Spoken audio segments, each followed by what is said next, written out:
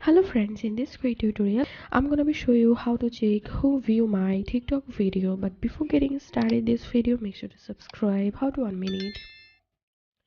So basically, if you are using a personal TikTok account, here you won't be able to see who view my TikTok video.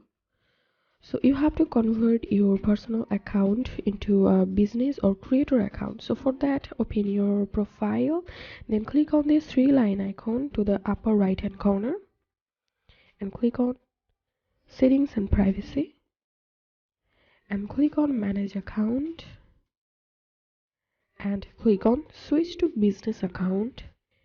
Now click on next, and from here you have to choose a category. So I'm selecting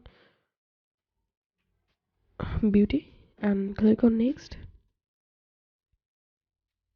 Welcome to your business account, user, and from here you can edit your profile. I'm going to skip. So after converting your account to a business or creator account, you will be able to see who view your TikTok videos. So that's it for now. If you find this video helpful, make sure to subscribe. Out 1 minute. Thanks for watching this video.